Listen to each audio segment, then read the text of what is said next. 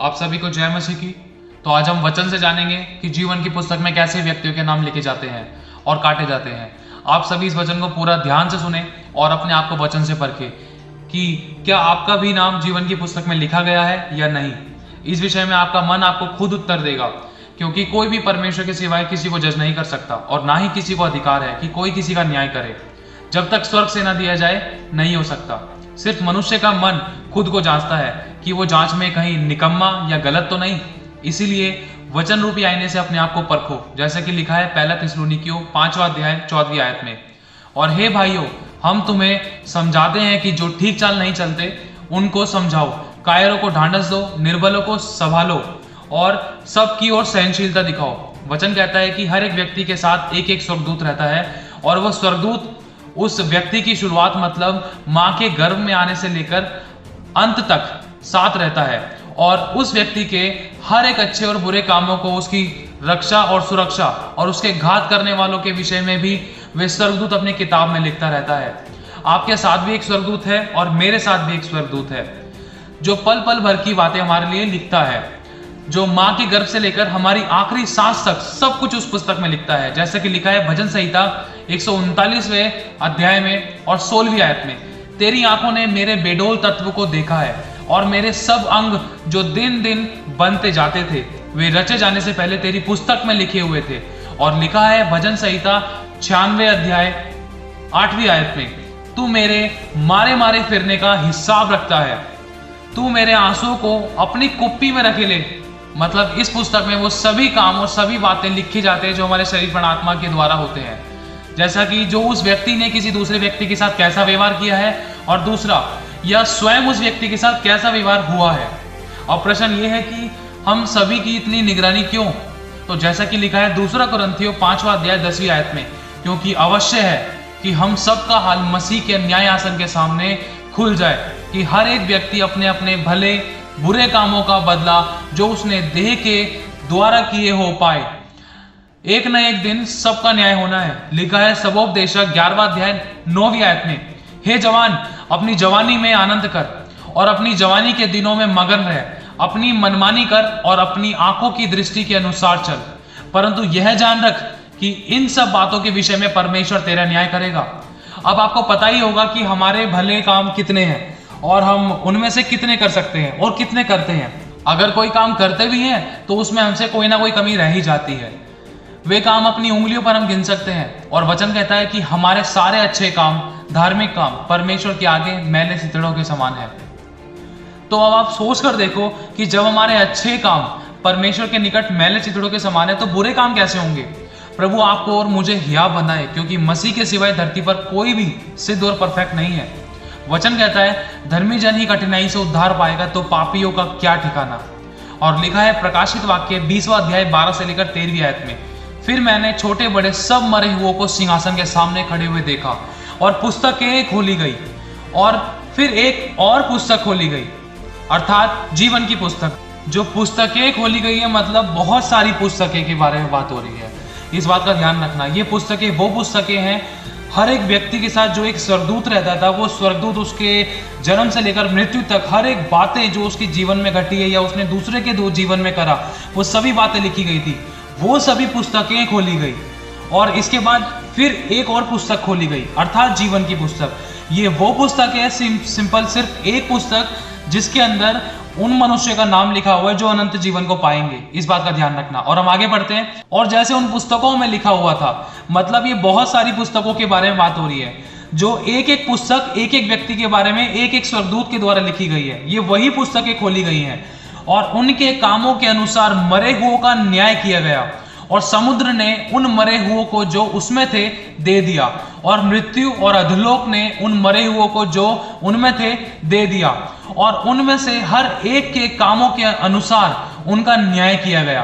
तो अब वो काम कौन कौन से हैं जिसके कारण मनुष्य का नाम जीवन की पुस्तक में से काटा जा सकता है। जैसा कि लिखा है गलातियों 5वां अध्याय 19 से लेकर 21वीं आयत में, शरीर के काम तो प्रकट हैं, अर्थात व्यभिचार, गंदे काम, लुचपन, मूर्ति पूजा, टोना, बैर, झगड़ा, ईर्ष्या, क्रोध, विरोध, फूट, विधर्म, ढा, मतवालापन, लीला क्रीड़ा और इनके जैसे जैसे और अन्य कई काम है। मतलब और भी कई काम है जो लिखे नहीं गए हैं इसमें। इनके विषय में मैं तुमको पहले ही कह देता हूं, जैसा पहले कह भी चुका हूं कि ऐसे ऐसे काम करने वाले परमेश्वर के राज्य के वारिस ना होंगे।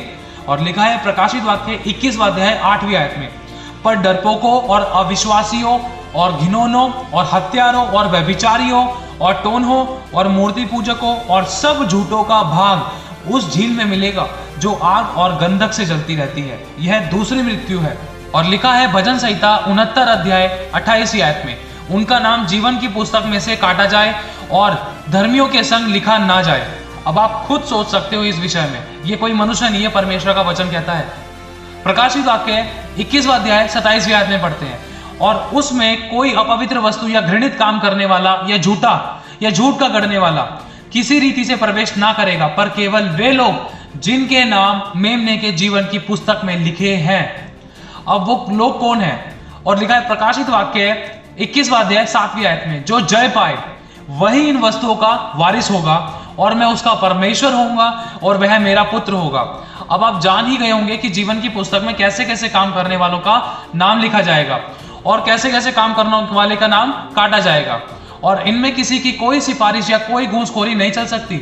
जैसा कि लिखा है निर्गमन 32वां अध्याय 31 से लेकर 33वीं आयत तक, तब मूसा यहोवा के पास जाकर कहने लगा कि हाय हाय, उन लोगों ने सोने का देवता बनवाकर बड़ा ही पाप किया है, तो अब तो उनका पाप क्षमा कर, नहीं तो अपनी लिखी हुई पुस्तक में से मेरे नाम को काट दे। यहोवा ने मूसा से कहा, जिसने मेरे विरुद्ध पाप किया है उसी का नाम मैं अपनी पुस्तक में से काट दूंगा। जैसा कि लिखा है प्रकाशित वाक्य 3 अध्याय 5वीं आयत में, जो जय पाए उसे इसी प्रकार श्वेत वस्त्र पहनाया जाएगा और मैं उसका नाम जीवन की पुस्तक में से किसी रीति से ना काटूंगा, पर उसका नाम अपने पिता और उसके स्वर्गदूतों के सामने मान लूंगा, क्योंकि परमेश्वर अपने वचनों और प्रतिज्ञाओं से बंधा हुआ है।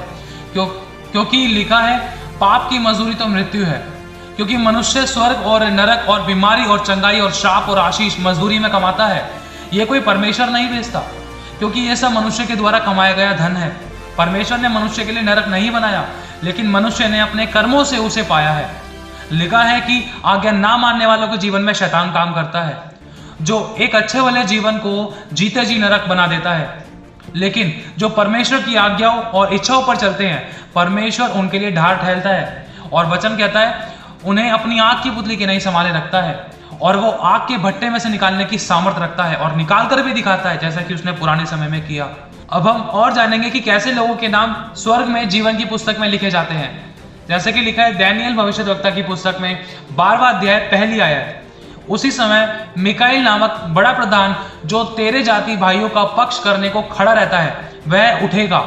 तब ऐसे संकट का समय होगा जैसा किसी जाति के उत्पन्न होने के समय से लेकर अब तक कभी ना हुआ होगा, परंतु उस समय तेरे लोगों में से जितनों के नाम परमेश्वर की जीवन की पुस्तक में लिखे हुए हैं वे बच निकलेंगे। और लिखा है फिलिपियों 4 अध्याय 3 आयत में, और हे सच्चे सहकर्मी, मैं तुझसे भी विनती करता हूं कि तू उन स्त्रियों की सहायता कर, क्योंकि उन्होंने मेरे साथ सुसमाचार फैलाने में क्लेमेंस में और मेरे उन और सहकर्मियों समेत परिश्रम किया जिनके नाम जीवन की पुस्तक में लिखे हुए हैं। मतलब परमेश्वर की सेवा के लिए दुख और सुख में सहभागी हुई। मलाकी 3 अध्याय 16वीं आयत में लिखा है, तब यहोवा का भय मानने वालों ने आपस में बातें की और यहोवा ध्यान धरकर उनकी सुनता था, और जो यहोवा का भय मानते और उसके नाम का सम्मान करते थे, उनके स्मरण के निमित्त उसके सामने एक पुस्तक लिखी जाती थी। और यहेजकल 44 अध्याय 9वीं आयत में लिखा है, इसीलिए परमेश्वर यहोवा यूं कहता है कि इजराइलियों के बीच जितने अन्य लोग हों जो मन और तन दोनों के खतनाहीन हैं, उनमें से कोई मेरे पवित्र स्थान में ना आने पाए। खतना रहित मतलब जिन्होंने पश्चाताप नहीं किया और पापों से अपना मन नहीं फिराया, वे परमेश्वर के पवित्र स्थान में नहीं आने पाएंगे। जैसा लिखा है मत्ती 25वां अध्याय 32 से लेकर 46वीं आयत में, और सब जातियां उनके सामने इकट्ठा की जाएंगी, और जैसा चरवाहा भेड़ों को बकरियों से अलग कर देता है, वैसा ही भी उन्हें वह एक दूसरे से अलग करेगा, और वह भेड़ों को अपनी दाहिनी ओर और बकरियों को अपनी बाईं ओर खड़ा करेगा। तब राजा अपनी दाईं ओर वालों से कहेगा, हे मेरे पिता के धन्य लोगों, आओ उस राज्य के अधिकारी हो जाओ जो जगत के आदि से तुम्हारे लिए तैयार किया हुआ है। क्योंकि मैं भूखा था और तुमने मुझे खाने को दिया, और मैं प्यासा था तुमने मुझे पानी पिलाया, और मैं परदेशी था तुमने मुझे अपने घर में ठहराया, मैं नंगा था तुमने मुझे कपड़े पहनाए, मैं बीमार था, तुमने मेरी सुधि ली, मैं बंदी गृह में था, तुम मुझसे मिलने को आए। तब धर्मी उसको उत्तर देंगे कि हे प्रभु, हमने कब तुझे भूखा देखा और खिलाया, और प्यासा देखा पिलाया? हमने कब तुझे परदेशी देखा और अपने घर में ठहराया, या नंगा देखा और कपड़े पहनाए? हमने कब तुझे बीमार या बंदी गृह में देखा और तुझसे मिलने आए? तब राजा उन्हें उत्तर देगा, राजा मतलब प्रभु यीशु मसीह, मैं तुमसे सच कहता हूं कि तुमने जो मेरे इन छोटे से छोटे भाइयों में से किसी एक के साथ किया, वह मेरे ही साथ किया। तब वह बाईं ओर वालों से कहेगा, हे श्रापित लोगों, मेरे सामने से उस अनंत आग में चले जाओ जो शैतान और उसके दूतों के लिए तैयार की गई है।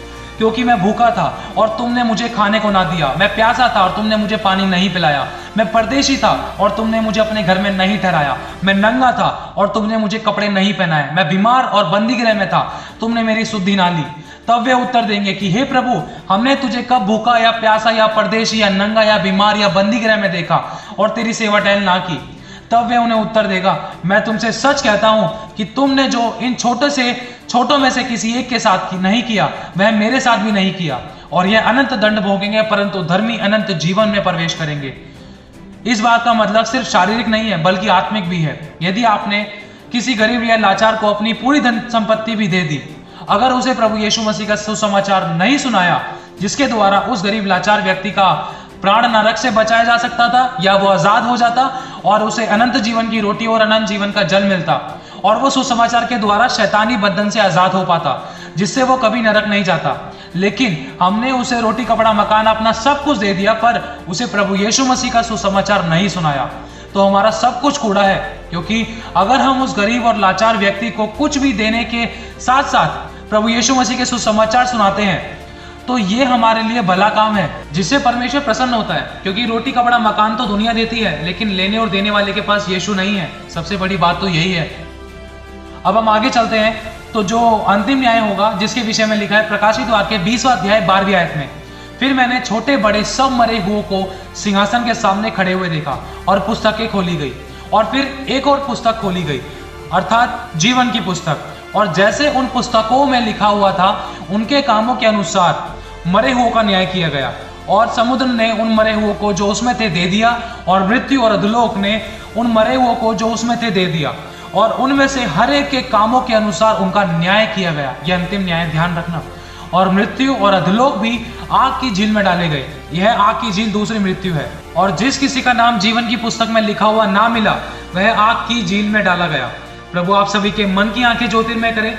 परमेश्वर का अनुग्रह आप सभी पर बना रहे, और उसके अनुग्रह को कभी हम बेकार ना जाने दें। प्रभु आप सभी को बहुत आशीष देता रहे। आप सभी को जय मसीह।